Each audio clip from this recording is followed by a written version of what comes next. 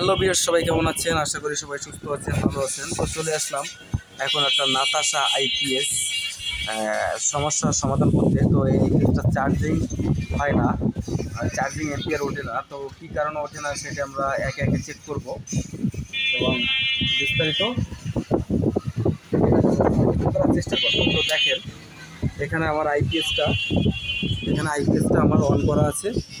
এখানে আইপিএসটা অন করা আছে, দেখেন সিগন্যাল জ্বলছে। এখন এই ফোনটাকে আমি চার্জে দিব। তো দেখেন, আমি কিন্তু প্লাগটা ইনপুট করছি, এখন কিন্তু কোনো চার্জের কোনো সিগন্যাল নাই। দেখেন, এটাতে টোটালে কোনো চার্জ হয় না। তো আমি আইপিএসটা আবার অফ করবো, অফ করে আবার এখানে দেখব কোথায় কি সমস্যা আছে। তো এবার আমাদের যে LM324 যে আইসিটা আছে, এই আইসিটা আমরা এখান থেকে রিমুভ করব। রিমুভ করার পরে আইসিটা একটু ঘষে দেব। তো দেখেন, এই যে আইসিটা দেখছেন, এই আইসিটা হচ্ছে চার্জিংয়ের জন্য, চার্জিং আইসি বলে।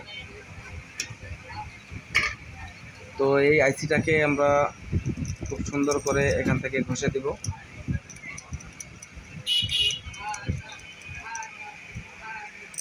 আইসিটার নাম্বার হলো LM324। LM324 এই আইসিটার নাম্বার।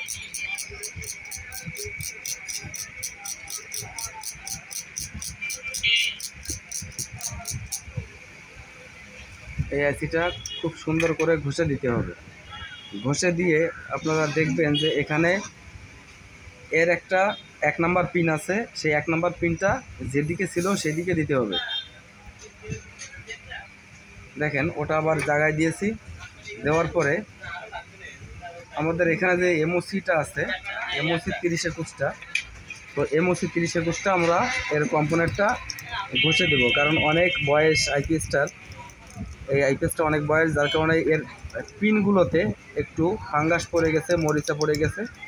তো এইগুলো আমরা সুন্দরভাবে ঘষে দেব। প্রথমত ঘষে দিয়ে দেখব আমাদের চার্জিংটা হচ্ছে কিনা।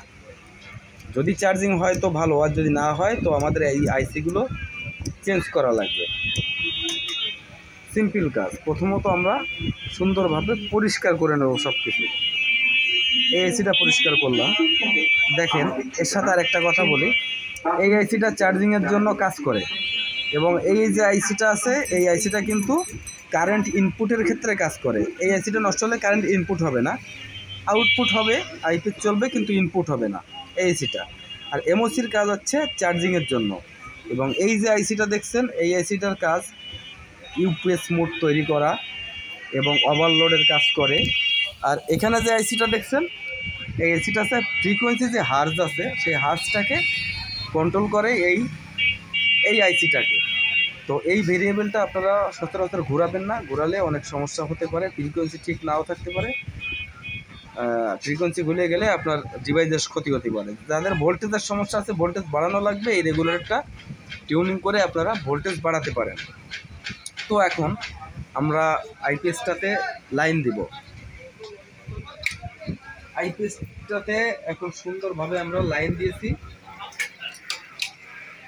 দেখেন, আমাদের এখানে লাইন চলে এসেছে। এবার কারেন্টটা ইনপুট করব। কারেন্টটা ইনপুট করেছি। দেখেন, আমাদের এখন চার্জিং হচ্ছে। দেখছেন, এই যে চার্জিং হচ্ছে, এখন থেকে সুন্দরভাবে চার্জিং হচ্ছে। এবং চার্জিং হচ্ছে কিনা আমরা একটু সিরিজ লাইনে আপনাদের দেখানোর চেষ্টা করব। তো সিরিজ লাইনটা দেখেন, সিরিজ লাইনটা আস্তে আস্তে গ্লোয়িং হচ্ছে। আমার এটা 100 ওয়াটের সিরিজ, যার কারণে গ্লোয়িং হচ্ছে আস্তে আস্তে। তাতে করে বোঝা গেছে যে আমার আইপিএসটা এখন সম্পূর্ণরূপে ঠিক হয়ে গেছে।